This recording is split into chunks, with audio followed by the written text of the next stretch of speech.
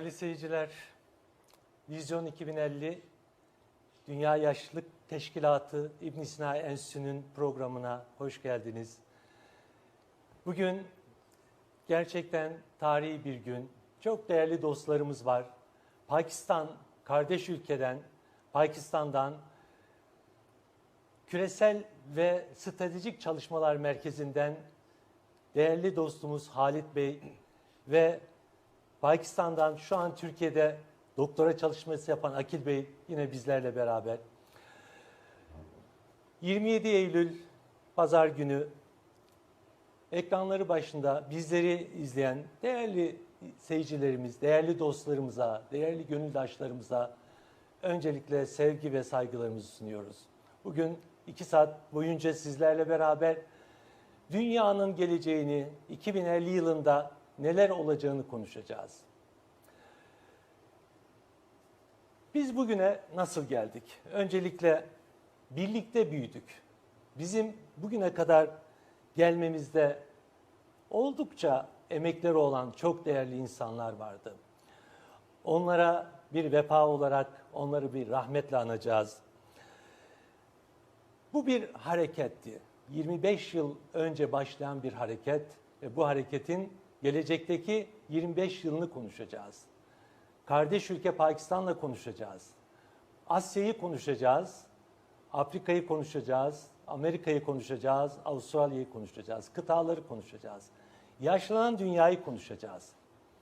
Yaşlanan dünyada insanların nasıl sağlıklı, nasıl birlikte, daha aktif, üretken, mutlu bir şekilde yaşamalarını konuşacağız. 2005 yılı gerçekten Türkiye tarihinde, dünya tarihinde önemli bir yıldı. Dünya Yaşlılık Zirvesi yapıldı. O zirveyi yapabilmek için 95-2005 yılları arasında dünyanın değişik ülkelerinde çalışmalar yaptık. Nitekim 2005 yılında Sayın Cumhurbaşkanımız, o zaman Başbakan, Dünya Yaşlılık Teşkilatı'nı himaye etti. Dünyadan 1000 kişiyle İstanbul'da Dünya Yaşlılık Zirvesini gerçekleştirdik. O zirvede dediler ki, Türkiye yaşlılık konusunda küresel lider olabilecek en ideal bir ülkedir. Ve bu girişten sonra bu harekette emeği olanları anmak istiyoruz. Rahmetli Turgut Özal, Türkiye Cumhuriyeti Cumhurbaşkanı. Rahmetli Profesör Doktor Necmettin Erbakan, Türkiye Cumhuriyeti Başbakanı. Rahmetli Alparslan Türkeş, Muhsin Yazıcıoğlu ve Profesör Doktor Nevzat Yalçıntaş, Profesör Doktor Sabahattin Zaim, Profesör Doktor Halil Nalcık, Profesör Doktor Fuat Sezgin, Mahir Kaynak, Ali Ülvi Kurucu, Osman Yumakoğulları, Semiha Şakir, Fatma Aydın, Muammer Akün, Şükrü Ergün Özakman, Nur Doğan Topaloğlu, Necati Çelik, Sadık Kaya gibi Fikir Meclisi ve Yüksek İstişare Kurulu üyelerimiz ebedi aleme göç ettiler. Hepsinden Allah razı olsun ve Rabbim makamlarını cennet eylesin. Hepsine Allah rahmet eylesin. Çeyrek asırlık çalışmamızın bugün aynen dağlardan inen kar topları gibi ovaya inen büyük bir halka olduk, büyük bir hareket olduk. Dünyanın yaklaşık 100 ülkesinde 100.000 kişilik bir gönüllü kuruluşlarımız, gönüllü dostlarımız oldu. Hepsi ne için? İnsanlık ve medeniyet için çalıştılar. Daha yaşanabilir bir dünya için. Bugün yine hep birlikte daha yaşanabilir bir dünyayı değerli dostlarımız, Küresel ve Stratejik Araştırmalar Merkezi Başkanımız Khalid Bey ile beraber işbirliklerini nasıl geliştirebileceğiz? Asya'da bu konularda ne yapabileceğiz? Onları konuşacağız. Ve amacımızı şöyle özetleyebiliriz. Sağlıklı yaşlanma, aktif yaşlanma, insan hakları, sürdürülebilir kalkınma, herkes için yaşanabilir bir dünya felsefesini gönüllülük esasına göre gerçekleştirebilmek. hayırseverliği, yardımlaşmayı, vakıf medeniyetini, kültürel mirasımızı gelecek nesillere aktarabilmek. Neler yapmak istiyoruz, neler yaptık? Bunları da kısaca özetlersek, yapmak istediklerimiz 2020-2030 yılları arasında Dünya Yaşlılık 10 yılı olarak bu çalışmalarımızı tekrar dünyanın 7 kıtasında gönüllerimizle beraber yürütmek. 2020-2021 yıllarını yaşlı hakları yılı olarak kutlanması. Her yıl bir temada, 10 yılın her yıl bir teması. Bu seneki tema yaşlı hakları. 7 kıta, 7 bölgede sağlıklı yaşam köylerinin kurulması. Dünya Yaşlar Fonu'nun oluşturulması, Dünya Yaşlar Birliği'nin kurulması, kuşaklar arası dayanışma programlarının geliştirilmesi, 3. Yaş Üniversitesi hayat boyu öğrenimin geliştirilmesi, yaşlı tatil köyleri, somut olmayan kültürel mirasımız olarak Aksaçlar Konseyi ve Kurultayı'nın geliştirilmesi, yaygınlaştırılması, telebakım, telesağlık gibi hizmetlerle evde sağlık ve evde bakım hizmetlerinin geliştirilmesi. Biz aydınlık bir dünya istiyoruz. Çocukların, gençlerin, engellilerin, yaşlıların hep birlikte el ele, hiç kimse arkada kalmadan birlikte yaşayabildikleri bir dünya. Bunun için bu zamana kadar değerli dostlarımızla, değerli gönüldaşlarımızla, hocalarımızla, bilim adamlarımızla, diplomatlarımızla, bürokratlarımızla çalıştık. Desteklerini gördük. Hepsine ayrı ayrı teşekkür ediyoruz. Bundan sonra da inşallah bu hareketi daha her yere ulaştıracağız. Hep bunu birlikte başaracağız. Kimse yalnız kalmayacak. Özellikle artık Dünya Yaşlılık Teşkilatı, İbn Sina Enstitüsü sizin yanınızda, yanı başınızda diyebiliriz. Şöyle diye biz gönüllerimizi aynen bir adaya benzetebiliriz. Denizde artık sığınacağı hiçbir yeri kalmamış kişilerin bir adayı gördüğünde sevinci nasılsa inşallah biz de gönüldaşlarımızla, dostlarımızla, sağlık elçilerimizle kimsesizlerin yanında o insanların zor döneminde yanlarında olmayı arzu ediyoruz. Bunu hep birlikte başaracağız. Çünkü tarihte bunun örnekleri yapıldı. Şifahanelerimiz, kervansaraylarımız, darüşşifalar, darurrehalar, darüzziyafeler, kervansaraylar hepsi bunlar bizim 1000 yıllık kültürümüzdü. Bu kültürü geleceğe taşıyacağız. Bunun için bugün 27 Eylül tarihinde bu programda Dünya Yaşlar Fonu'nun oluşturulmasını, bu fonla bunları yapabileceğimizi açıklamak istiyoruz. İnanın o küçük fonlarla neler olabileceğini dünyada gördük.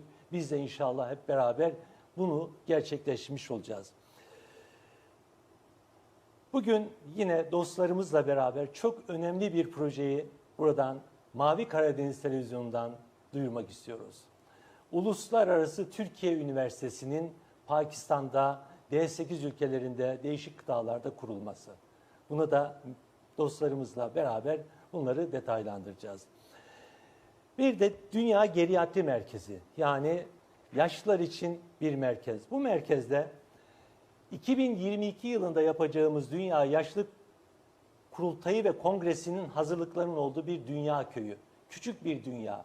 Her ülkenin bir evi, her ülke orada kendi kültürlerini, kendi programlarını, insanlık için yaptıkları programları paylaşabilecek ve daha yaşanabilir bir dünyayı hep beraber gerçekleştirmiş olacağız. Bu özetten sonra değerli misafirlerimize ben kısaca İngilizce olarak da bu yaptığımız çalışmaları anlatmak istiyorum. Dear guests, it was a short explanation of what we are doing, what we have done last 25 years, what we want to do next 25 years. We have done a lot last 25 years, like World Aging Organization and Ibn Sina Institute. We were working like age-friendly world, healthy world in Europe, especially in Europe, in Holland, migrant-friendly world, migrant-friendly countries. For example, Turkish people in Europe, like 5 million Turkish people living in Europe. Almost 1 million people are getting old. How we can serve with their culture, like Pakistanis in England, like Pakistan diaspora, Turkish diaspora. We were working mostly like migrant people, refugees, and all over the world, like healthy life and healthy aging programs. Whenever the country, whenever the city, whenever the villages, healthy life and healthy aging programs. Now, last 25 years, I think more than 100 countries we visited, we had a program with them. And we have 100,000 volunteers all over the world, in Africa, in Europe, in America.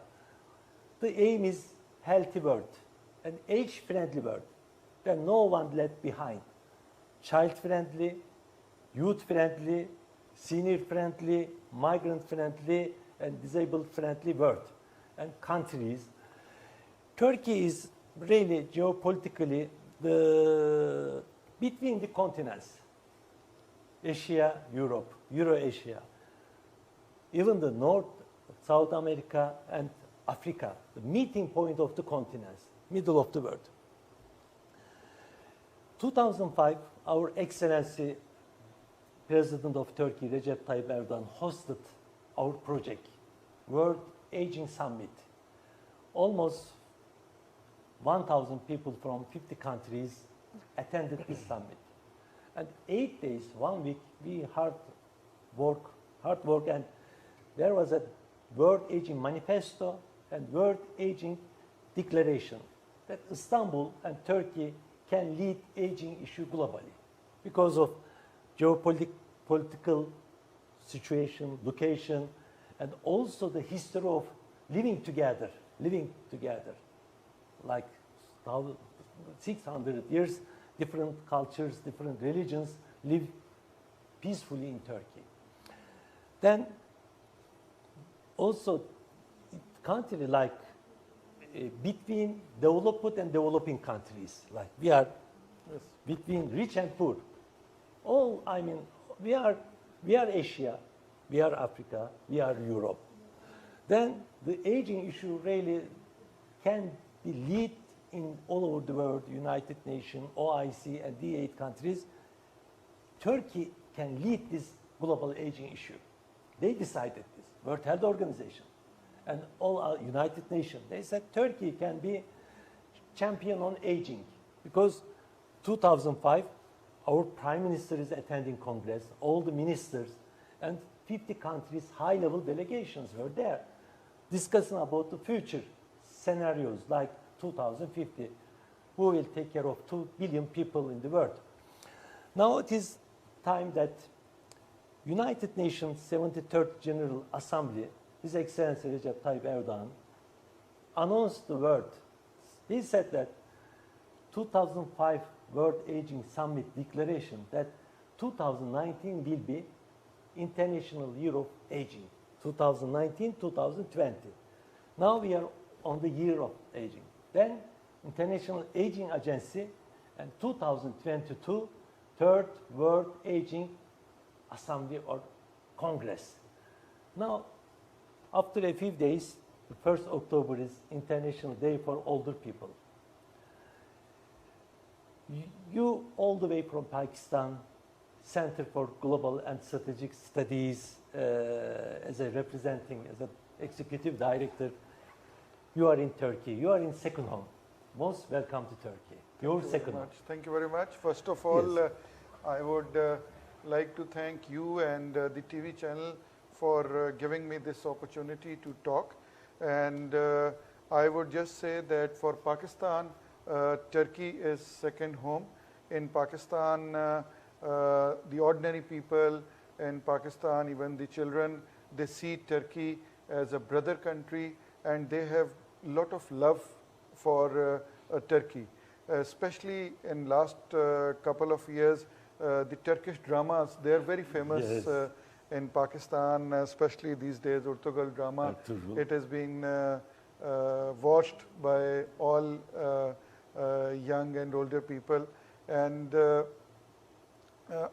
so Pakistan is one of those countries which is a very vibrant economy. Yes. Pakistan, you can see these slides which are being shown right now on the television.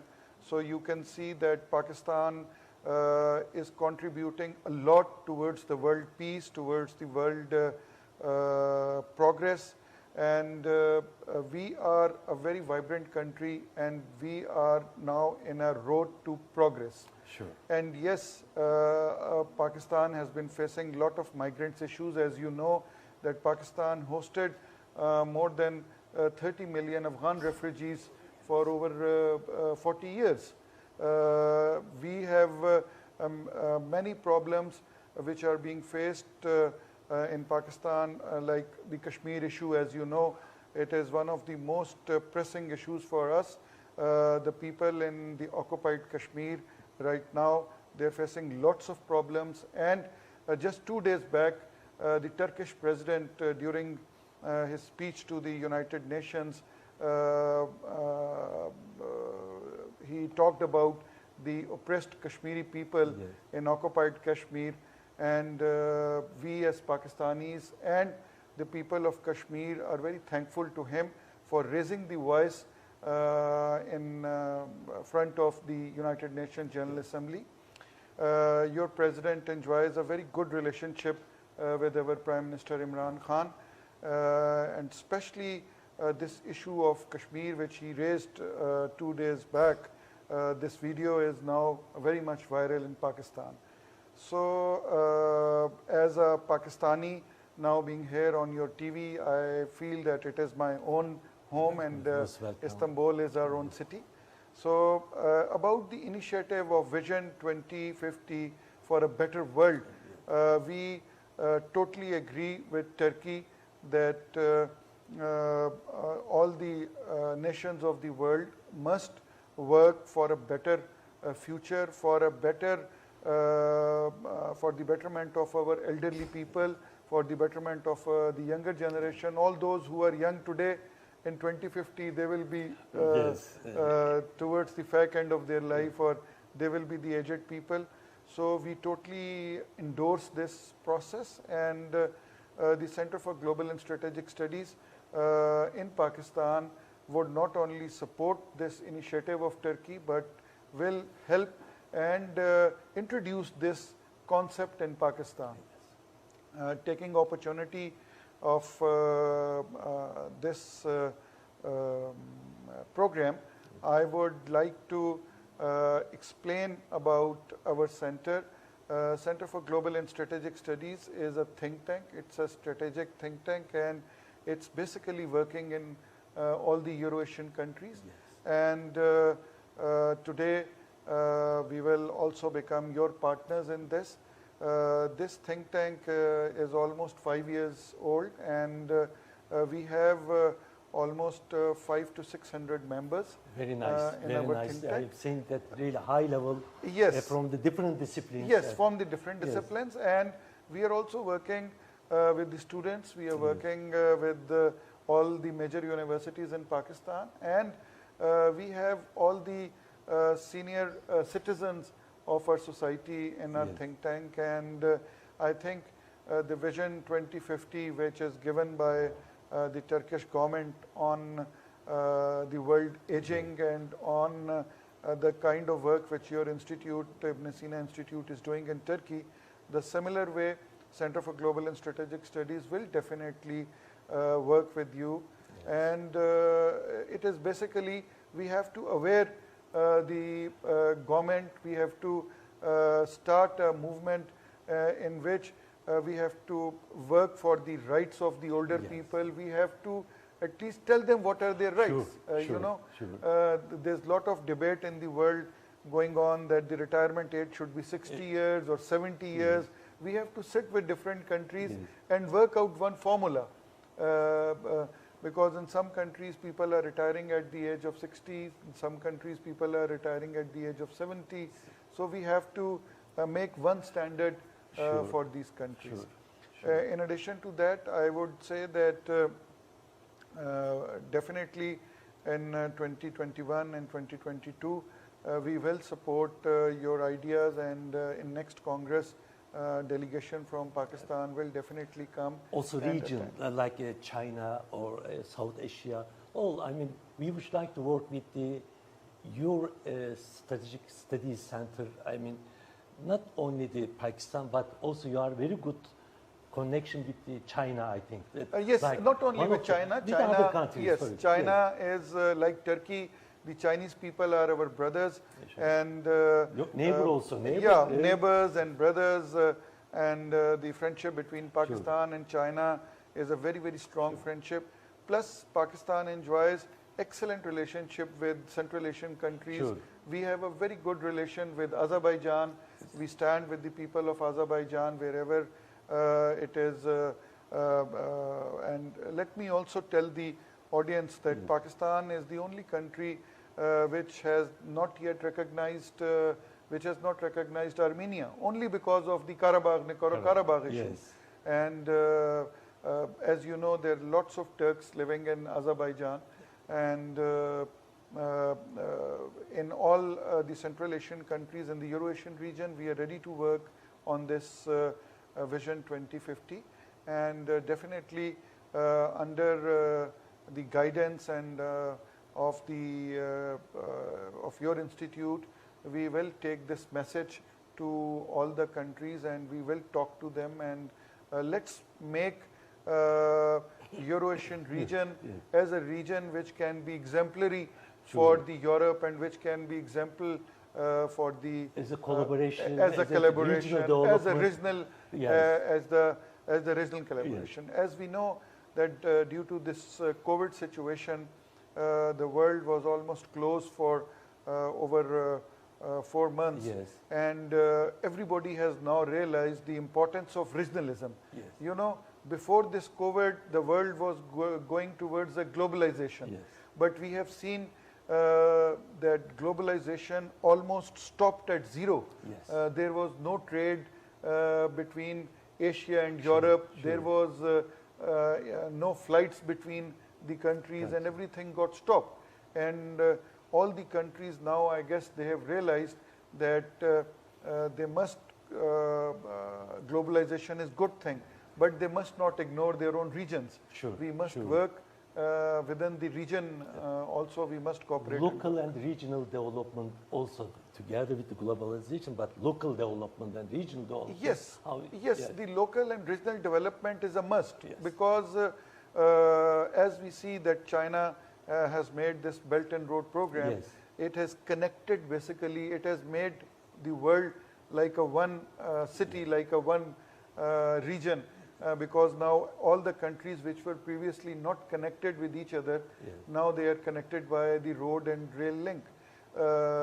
And like Turkey and Pakistan is connected by your airline. We have got lots of flights Yes. of Turkish airline, and the Turkish airline, I consider that now it has become a hub for Pakistan to join with Europe, because anybody who wants to travel to Europe comes through Turkish airline to Istanbul, and then further to Europe. So yes, Turkey can play a bigger role in this.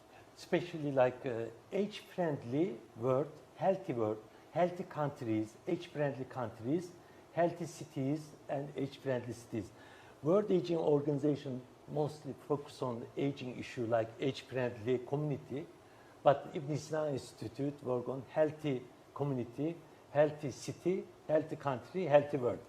Yeah, over here I would just yes, like to please. add a few things about healthy community and healthy age-friendly country. Let me just explain you few of the initiatives of the Pakistan government, which the Pakistan government has taken in last 2 years. Ever since the government of Mr. Imran Khan came in Pakistan, he has mainly focused on the older people. Yes. They have established shelter homes for the older people. They have established, they have enhanced the quota of giving discounts to Yeah. old people. Like if the old people, they're traveling in the railways, they get lot of discount. If the old people, they go to banks, they have made separate counters for the old people. They don't have to wait in the queues. Very So, nice. Very yeah, nice initiative. if they go out since you know that Pakistan is a big country, we have a population of 220 million. So there are a lot of people who are living below the line of poverty.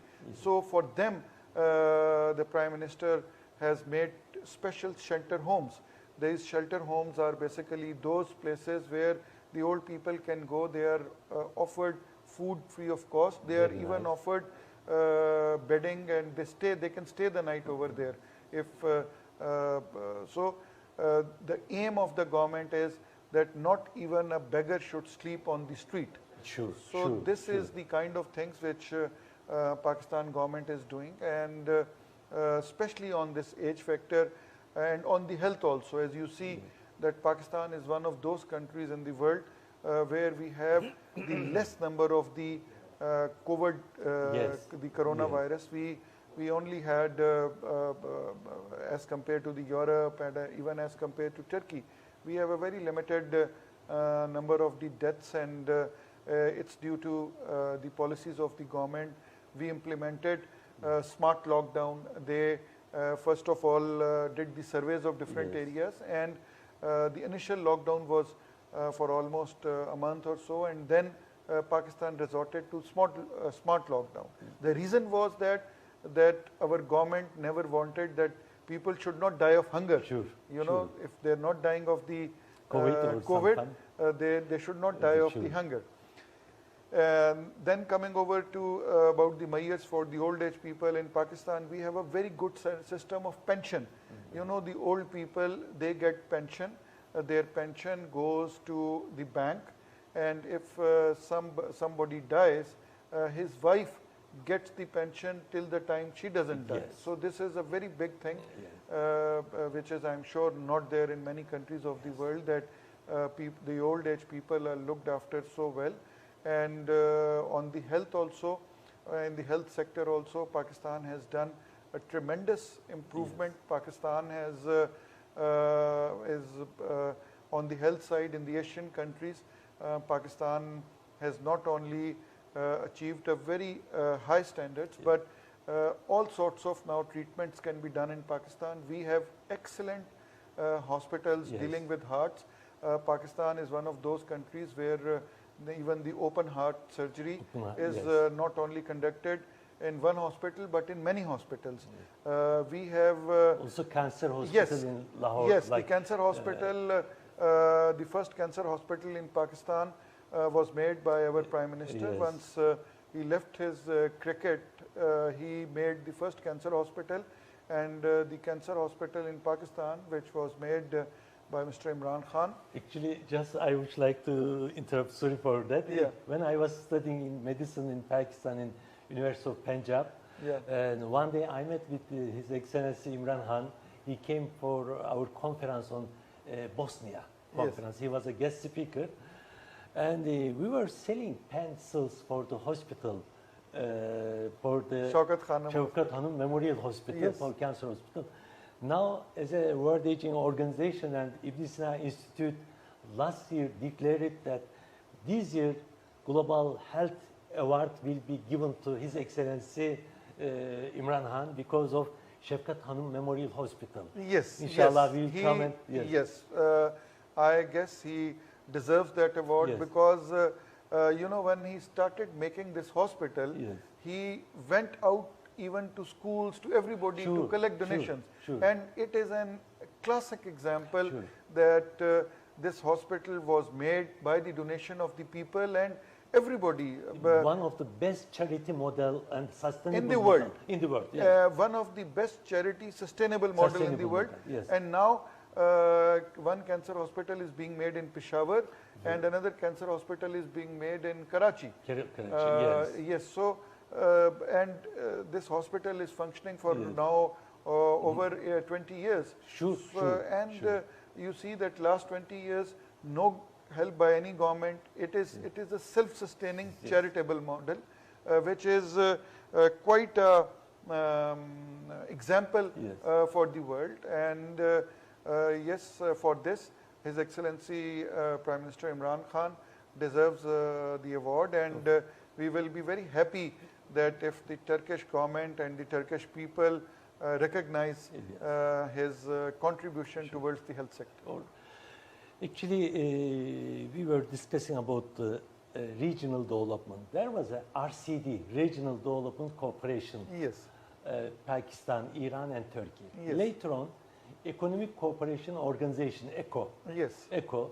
Now we are Pakistan and Turkey with D8 countries, Yes. like Pakistan, Iran, Turkey, Bangladesh, Malaysia, Indonesia, Nigeria, and Egypt. D8 countries. And another one, Economic Cooperation Organization, we are together, and OIC, Organization of Islamic Cooperation. Three international, with also United Nations, I mean. Pakistan, especially in the region, ECO, OIC, and D8. How we can both these two countries as a two institution, Center for Global and Strategic Studies, World Aging Organization, and Ibn Sina Institute, how can work closely with these three, especially these three, OIC, D8, ECO, for age-friendly countries and healthy countries program. Like, for example, smoke-free OIC, smoke-free D8, smoke-free ECO. This sort of the smoke-free, healthy life habits, like small things really can change at the end of like 10 years time. Small step, but big smile. Yes, I have a few suggestions for that. Number one, I don't consider that Pakistan and Turkey, we need any other introduction. Sure. We are one. Sure. We are brothers, and we have the same common goals and agendas as far as the health and this aging thing is concerned. What we can do is that we can jointly launch a program in which we go to all these countries and talk to them. Sure. It should be, first of all, the first step should be to launch an advocacy program in which the awareness has to be given. Sure. Till the time we don't give the awareness to the people, this program has to go down to people level, and it has to be a people-to-people program. As we have already discussed before, that Pakistan enjoys a very good relationship with all its neighbors, and we must, Ibn Sina Institute and Center for Global and Strategic Studies can jointly go to our partners in these countries and jointly talk to them and convince them to adopt this program. One. Two, we must also work in the conflict areas. Sure. Like, for example, in the Nagorno Karabakh area. Sure. For example, in the Kashmir area. Sure. As you know, in the occupied Kashmir, since last 1 year, from 5th August 2019 till today, it's a lockdown situation. Sure. The Indian forces have virtually locked down everything, and there are lots of health issues. Sure. There are lots of health issues, and together Turkey and Pakistan can diplomatically, we should be talking to India, we should be telling them to open up that area so that the health issues in that area should get resolved. Sure.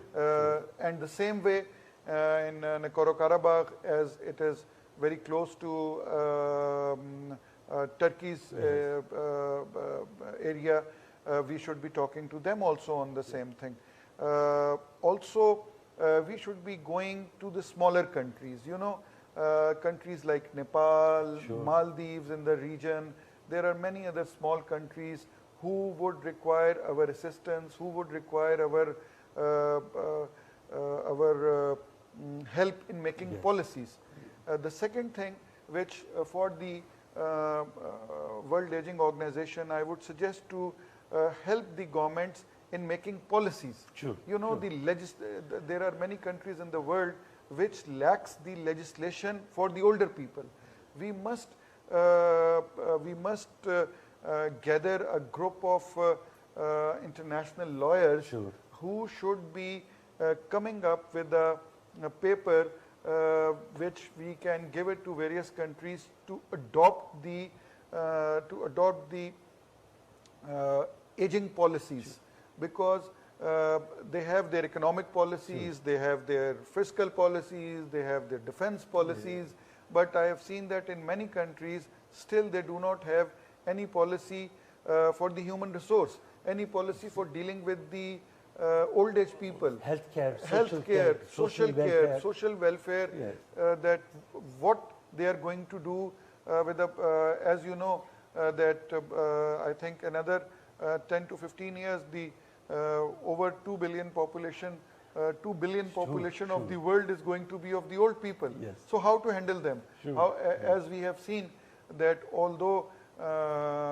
France and Italy, they are supposed to be welfare states, but we have seen the maximum deaths of the older people in these countries. In Italy, there were thousands of people who died in the COVID.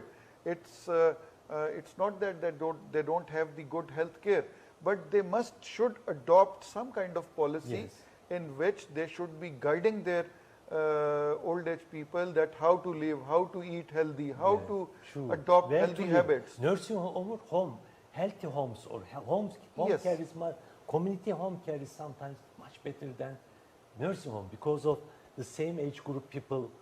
I mean, because of that, mostly that happen in the nursing homes, not at home.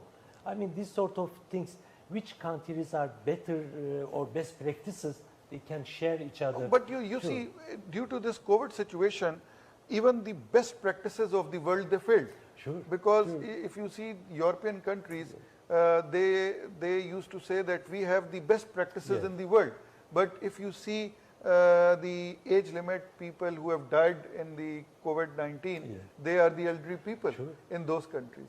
Developed countries. In developed countries. But if you see in Turkey and in Pakistan, the death rate remained variable between the young people and the older people.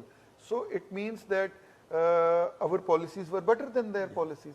So now we should be making some kind of advocacy plan, and we should also guide the lawmakers of the D8 countries, the ECHO, OIC, and even the United Nations also. We should be taking this healthcare message to United Nations. Because right now, after this pandemic, because once the 1918 pandemic came, there was no United Nations. The 1918 pandemic, which came as Spanish flu, it was there for almost 4 years. There was no United Nations. But now we have United Nations, we have so many regional organizations. These regional organizations must get together and they must formulate a health policy, and the post-pandemic health policy should be different than the pre-pandemic health policy.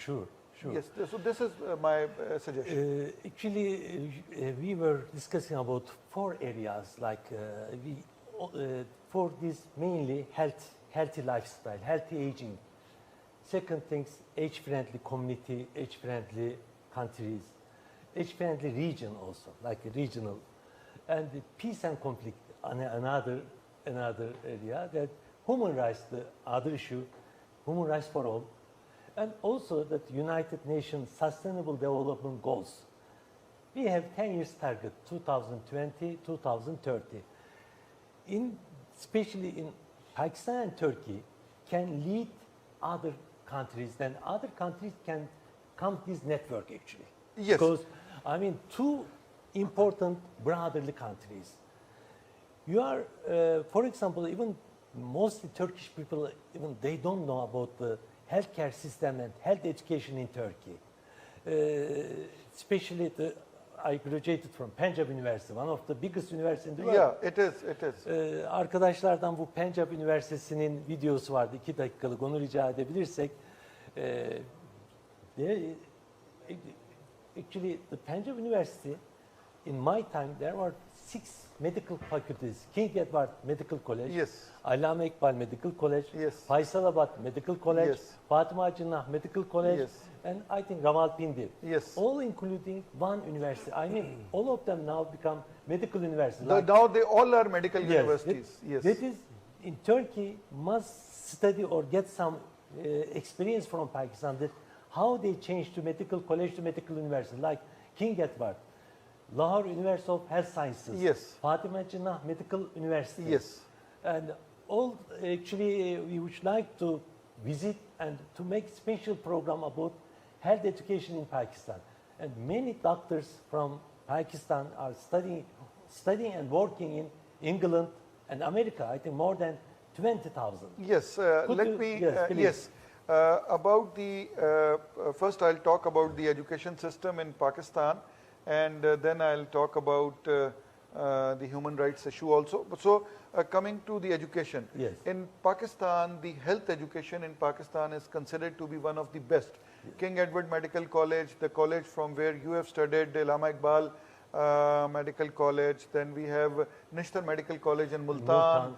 Then we have Dow Medical in Karachi, Sindh Medical, Sindh Medical, Aga Khan, yes. Liaquat Medical College, yes. And in Peshawar we also have a medical college.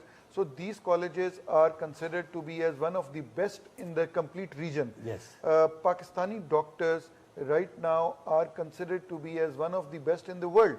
Sure. In America, the best doctors in America right now are the Pakistani doctors. Sure. Even in United Kingdom, even in France, even in Germany, one of the best doctors and best specialists of every field are Pakistanis, and we are very proud of them, and we are very proud of our doctors and our health education system, and we are also proud of you. You are graduate from Allama Iqbal Medical College. Yes, Pakistan can contribute a lot towards making the health policies of we would like to invite you and your team to Pakistan, and we can, our Center for Global and Strategic Studies can arrange your visit to various hospitals in Pakistan and to various medical colleges, and we can collaborate with these hospitals like and colleges. Networking of these hospital and universities and Turkish hospital and universities. Yes. Even they can open campus in Turkey. Absolutely. For African, Balkan or Middle East countries, they can come to Turkey. You know, Turkey is the, I consider Turkey is the center of the world, because on one side it is the Asia, and on another side it is Europe. Yes. So Pakistani medical colleges and Pakistani doctors would love to come to Turkey and to teach the students over here. You are right, from here we have an outreach to Balkan states, we have an outreach to Eastern Europe, we have an outreach to Europe, to Middle East, North America, to North America, even to Africa. So Turkey, being the hub, can be used for this. And plus we also have a very good nursing system also. Sure. In Pakistan we have many nursing colleges also, and it is basically a combination of good doctors and good nursing staff and everything. So yes, we once I go back, I will talk to various universities, medical universities, and we will bring them on this Vision 2050 program. Especially, like we have 30 million tourists come from Europe, especially. Yes. In Antalya. Yes. And winter time, elderly people, retired people are living from Germany, from Holland, and the agency side from England. Yes. If we can make a program, global program, and global funding, then the nurses and healthcare workers, even the doctors from human resources from Pakistan and in the region, then elderly people from Europe, they can meet in Turkey. Then European people can get good quality of care and good weather and food, and also many young people can get the job. Like this is a very good idea. Yes, I mean, this definitely intergenerational. This definitely I am going to put this idea to the authorities in our government, and also we will give this idea to various hospitals also in Pakistan, that if we make some kind of medical tourism, medical tourism, education tourism, health tourism, third age tourism. Yeah, I mean, this because if as you are saying that almost 10 to 15 or 20 million people who come for tourism, if we have good doctors available, so it can be medical tourism. Doctors plus healthcare workers. Healthcare very workers, important. so they can, somebody who has come to Anatolia for tourism, he or she can meet with the doctor and discuss their chronic diseases. Because you know, in Europe, even in North America, the healthcare is very, very expensive. As you have lived in Pakistan. And also I lived in Holland after Pakistan almost 10 years. I know the Asia, I know the Europe. Power of Pakistan or human resources in healthcare, I know really the aged population of Europe. That Turkey can bring young and... Yes, Turkey can bring the older population of Europe can come to Turkey and they can meet with their doctors and then... even long stay. For 6 months because of weather. In Europe, the sun, in Turkey, in especially Mediterranean area, 350 days there is a sun. Yes. But Europe, sometimes there is no sun. Only 50 days or 60 days sun. There is, for old age, sun is very important. Yes, for because of the life. vitamin D Yes, and for, especially for your bones and for this thing. Yes, this is a very good idea and a very practical idea. Yes, we can work on that. For example, World Geriatric Centers, we can, as a World Aging Organization, can start global funding because this sort of hospital like Şefkat Hanım Memorial Hospital, it needs community support, public support, not only business, as a humanity actually, as our civilization, that people really can donate and we can have a best centers. Then this intergenerational program, I am sure thousands of people will get a proper job in Turkey or in Europe or also in their country. You know, one more thing which I would like your attention, that it should be, we should also work on the mental health. You know, mental health is extremely important. Once you grow in your age, then most of the people, they have high blood pressure or low blood pressure. So mental health. So mental health is directly related to human rights, because the human rights and mental health, they are they go side by side, because you can only be satisfied mentally once the human rights situation in your country is good, once everybody is given a due right.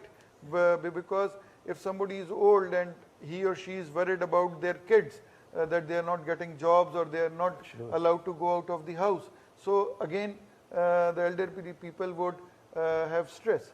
So under this program we would like to work with you on the, not only on mental health but on the human rights issue.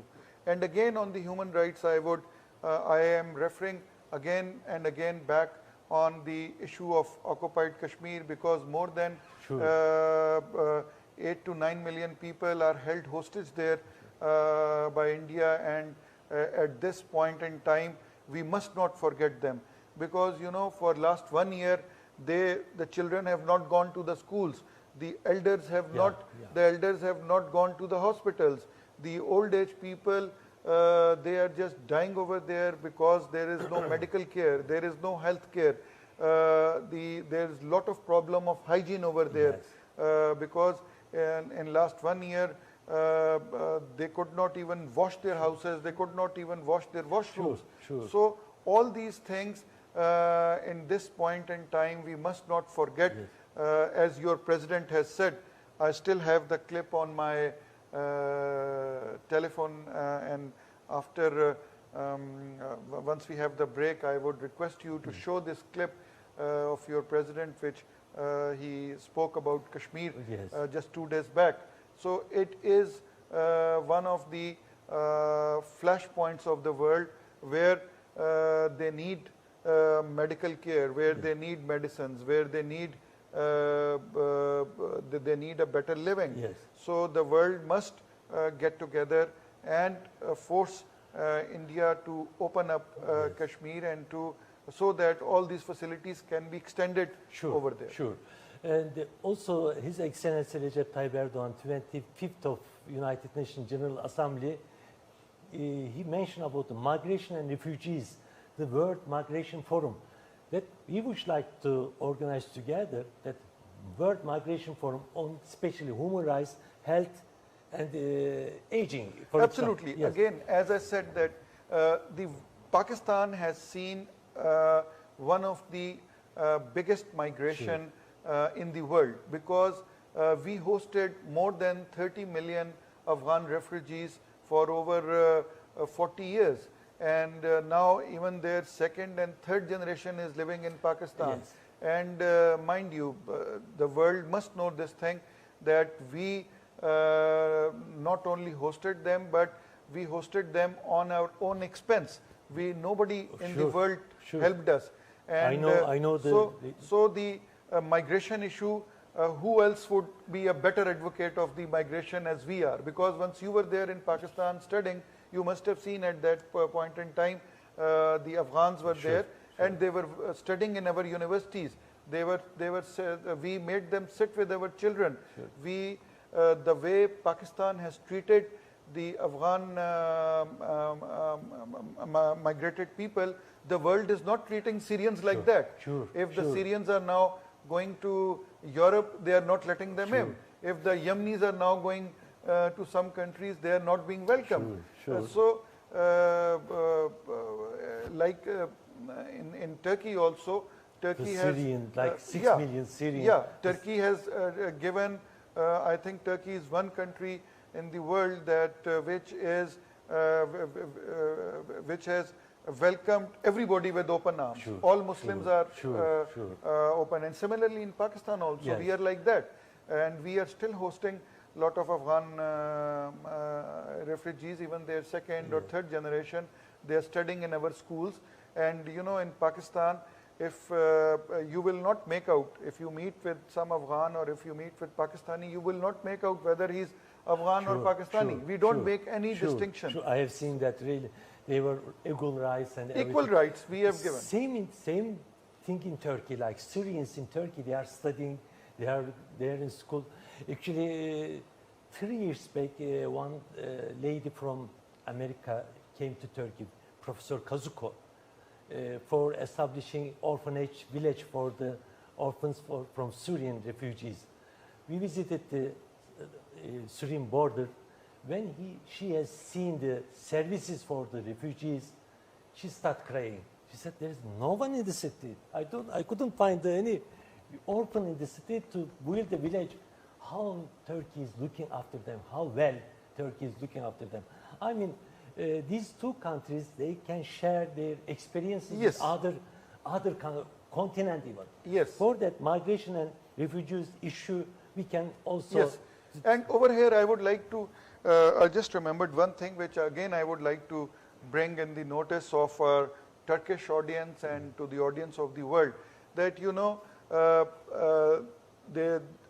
there was a menace of terrorism in the world.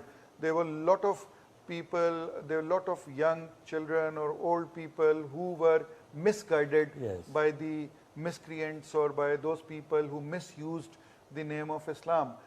What the bigger democracies, so-called bigger democracies like America, what did they did? They put them in Guantanamo Bay. But countries like Pakistan, we had internment centers where we treated them, as a where community, as a community, or we treated all those people against the ills which they were getting, and we did not put them in Guantanamo Bay like the Americans did. We treated them to become a better human being, and now those people are again in the mainstream. Now those people are again, they are now good Muslims. They are not the misguided people. Educated, and we took care of their mental health. We did not do what the Americans did, that put everybody in the Guantanamo Bay and make them more criminal. Even one of my friends like Mohammed Nassim now and some others, we were studying together. They are very good position in Afghanistan as a health ambassador now. They are working in the public health sector as a public health specialist. I know how Pakistan treated them. Pakistan treated them very well, and especially, you know, it is we have to sit with them, talk to Yes. them, and talk to them with logic. Yes. Talk Yes. to them Sure, with logic. sure. And you know, Islam is one religion which teaches you everything. Sure, Islam is sure. one religion which I think which protects the rights of everybody, which Sure. protects the right of the senior people, it protects the right of the children, it gives a complete outlook of everything. And I'm very pleased to see that in Turkey, the policies which your government is adopting, Yes. they are very heartening to know. In United Nations, actually, we can organize as a side event some meeting like after COVID, actually, because mostly nowadays with the from online meetings are going on, that migration and refugees issue, the Turkey and Pakistan experience can be shared to other Yes, countries. we are ready to do that with you. Our Center for Global and Strategic Studies will be glad to become Yes. partner in the migration and refugees issue. And I think the world should learn from Pakistan Sure. and Turkey. We should be telling them our Sure. experiences. Sure. Also, Turkey hosted many people from Iraq, all neighbor countries like Balkan countries and Bulgaria. Yes. There was Turkey and also Pakistan. One of the important two countries has migration and refugee issues. How to deal with them? Yes. As a humanity. as Yeah, a we can tell our expertise to these Sure, countries, sure, how we treated them, how they are being kept, how we looked after them. Yeah. The world should know from the experience of Pakistan and Turkey. Yes, I agree with you. Yes. Inshallah, we will have after a few minutes, I think, break. Then after break, we will have a MOU, inshallah. Yes, MOU yes. in these areas, how we can work together for Yes. the betterment of the human being, Yes. for the better world. Yes. I mean, for the better countries, better regions, and Yes. better world. And again, thank you very much. Welcome. And most welcome to Turkey and your home, your second home. We can. Thank you very Yes. much. Thank you. And inşallah değerli izleyicilerimiz, değerli seyircilerimiz, değerli dostlarımız, Pakistan Küresel ve Stratejik Araştırmalar Merkezi Genel Müdürü Khalid Bey ile genel kolları konuştuk. Ara vereceğiz. Aradan sonra protokol imzalayacağız. İbn Sina Enstitüsü, Dünya Yaşlık Teşkilatı ile Küresel ve Stratejik Araştırmalar Merkezi arasında bir işbirliği protokolüne şahit olacaksınız. Bu protokolde 4 konuyu ele alacağız. Sağlıklı bir dünya, sağlıklı bir bölge, sağlıklı ülkeler, yaşlı dostu bölge, yaşlı dostu ülkeler, yaşlı dostu bir dünya, yaşanabilir bir dünya, savaşsız ve diğer bir konuda herkes için insan hakları. 4 alanda işbirliğini ele alan bir işbirliği protokolünü konuşacağız. Bir de şehirlerin kardeşliğini konuşacağız. Mesela daha önce 2018 yılında Avrasya Kurultayı'nı Kastamonu'da yapmıştık. Kastamonu'yu D8 sağlık başkenti ve Kastamonu'nun bazı şehirlerini Pakistan'daki bazı şehirlerle kardeş şehir olması konusunda çalışmalarımızı yürüttük 2 yıldır. Kastamonu'yla Pakistan'ın Faysalabad kentini kardeş şehir yapmak üzere de Akil Bey'le Türkiye'deki Pakistanlılarla çalışmalarımız sürüyor. Onu da aradan sonra görüşeceğiz. Evet, ara verebiliyoruz. Aradan sonra ekranlarınızın başında sizlerle beraberiz. Değerli seyirciler, tekrar merhaba. Tekrar ekranlarınızın başına hoş geldiniz. Değerli seyirciler, bugün 27 Eylül 2020 Pazar günü önemli bir ana şahit edeceksiniz. İnşallah Dünya Yaşlık Teşkilatı İbn Sina Enstitüsü ile Pakistan'da Küresel ve Stratejik Çalışmalar Merkezi ile beraber bir işbirliği protokolünün imzasını gerçekleştireceğiz. Daha önce bahsettiğim gibi 4 alanda bu kuruluşla biz işbirliği yapacağız. Sağlıklı bir dünya, yaşlanabilir, yaşanabilir, yaşlı dostu bir dünya, herkesin hakların, insan haklarının geliştirmiş olduğu bir dünya, herkesin haklı olduğu bir dünya ve barışın gerçekleştiği, savaşların sona erdiği bir dünya. 4 alanda bölgesel işbirliklerinin gerçekleştirileceği bir işbirliği protokolünü imzalayacağız. Bu protokolün bölge için, insanlık için hayırlara vesile olmasını temenni ediyoruz. İnşallah hep birlikte daha iyi bir dünyayı 2050 vizyonuyla gerçekleştirmenin sevincini, mutluluğunu yaşıyoruz. İnşallah protokolümüzü imzalamak üzere değerli misafirimiz Khalid Bey ile imzalarımızı atmış olacağız. Dear brother, actually really it is important moment that 27th of September 2020 in Istanbul, we are signing MOU between World Aging Organization, Ibn Sina Institute, and Center for Global and Strategic Studies, especially the four areas: healthy world, age-friendly world, better world, human rights for all, and peaceful world, better world. Yes, before we sign this MOU, I would also first like to thank you and people of Turkey that today on this date, Center for Global and Strategic Studies is signing a very important memorandum of understanding with the Ibn Sina Institute on these very four important issues which Doctor has just highlighted. And yes, after signing this agreement, Center for Global and Strategic Studies will not only work very closely with you, but we will also work with Turkish diaspora in complete world also through you and through the... And same time, Pakistan diaspora in Europe and America, yes, all over the world. Yes. Turkish and Pakistan diaspora can also collaborate. Yes, Turkish and Pakistani diaspora should collaborate together and work for the betterment of the world and for the betterment of the region. And we must give out a message to the world that we are united, yes. We are brothers, we are united as two countries, and Pakistan is a nuclear power. As you know, Pakistan is the only nuclear power in the world, and we are a very, very responsible country. So this MOU will give a message also to the world that two very important powers are joining hands, two very important countries are joining hands to enhance not only the people-to-people contract, but also on various issues like, as you said, as the aging problem, as the health issues, and the human rights, human rights issues.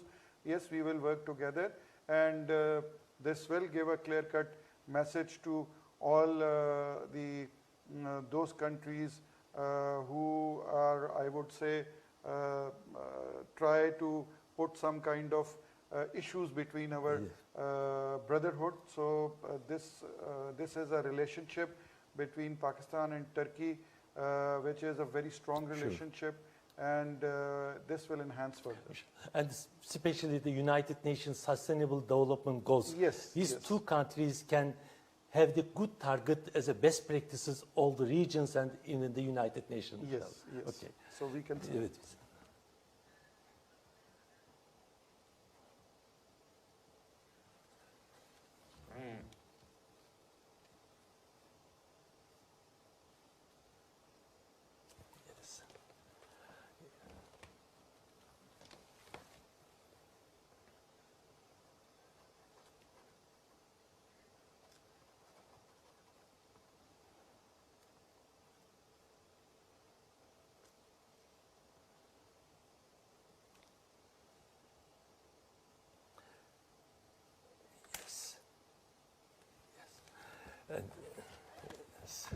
Thank you very much. Thank you very much. This will go a very long way in our cooperation in times to come. Inshallah, inshallah. Also, I would like to give it to you a few gifts, and one of our books actually for the Islamic healthcare civilization. Yes. Islamic healthcare civilization. Yes. One book for your organization. Thank you very much. Thank you very much. We have 3 books. Well, I will take that. Yes. Thank you very much. And another book, actually, I would like to give it to you, that World Heritage of Turkey. Oh. Yeah, World Heritage of Turkey. Then, inshallah, will be given to brotherly country, Pakistan. No, then this also, is a very important thing because Turkish heritage is very close to Pakistan, and right now there are lots of Turkish dramas which are being shown in Pakistan. Thank you very much for that, and we truly value your gesture, and we hopefully from today onwards our organization and your organization can work very sister organization, yes, brother, yes, please. Evet, değerli seyirciler, değerli dostlarımız, değerli gönüldaşlarımız, değerli hocalarımız, bilim adamlarımız, bizi takip eden değerli danışmanlarımız, dünyanın değişik ülkelerindeki gönüldaşlarımız, bugün gerçekten tarihi bir ana şahit oldunuz. İnşallah daha iyi bir dünya vizyonuyla çıktığımız 2050 vizyonu bugünden itibaren kardeş bir ülkede, kardeş bir kuruluşla artık kıtalara yayılmış olacak. İki ülkenin diasporası, gurbetteki vatandaşları da bu konuyu daha iyi bir dünya için, yaşanabilir bir dünya için doktorlarıyla, mühendisleriyle, öğretmenleriyle, üniversiteleriyle bulundukları ülkelerin de kalkınmasına destek vererek Vizyon 2050 Better World, daha yaşanabilir iyi bir dünya için birlikte hareket edeceğiz. So before we proceed further, I would also like to say something in Urdu in our language because you know Urdu and Turkish language they're very close to each other. The word Urdu is also from the Turkish language. Yes, please. मैं आज ये बड़ी खुशी महसूस कर रहा हूँ announce करते हुए कि आज के दिन बड़ा इम्पोर्टेंट है हमारे सेंटर के लिए, centre for global and strategic studies के लिए कि आज हमने एक एग्रीमेंट एंड MOU साइन किया है इब्न सीना इंस्टीट्यूट के साथ और अब हम इस टर्की के इस अहम इदारे के साथ मिल के काम करेंगे ह्यूमन राइट्स इशू के ऊपर, पीस के ऊपर, हेल्थ के ऊपर, वर्ल्ड एजिंग प्रॉब्लम के ऊपर और ये एक आने वाले दिनों में दोनों मुल्कों के लिए एक बड़ा अहम संग मील साबित होगा और ये चीज़ जो है वो हमारे लिए और टर्की के लिए दोनों के लिए बहुत अहम है। ये इन इश्यूज़ के ऊपर ना सिर्फ हम इस रीजन में काम करेंगे बल्कि यूनाइटेड नेशन की सतह पे भी काम करेंगे। Yes, actually iki ülkenin kardeş ülke, iki dost ülke, iki can ülke olduğu ve bu anlaşmalarla kardeş olacak şehirler, kardeş olacak üniversiteler, kuruluşları da şimdi sizlerle konuşacağız. Thank you very much, Mr. Khalid, and inshallah we will work for like a decade, 10 years, 2020, 2030, Yes. 2030, 40, and 2050 as a vision. 30 years later, we will see better world all together. Pakistan and Turkey will start this initiation from now. Already started 25 years ago, Yes. but now it's happening will- this evening, yes, yes, inshallah. yes.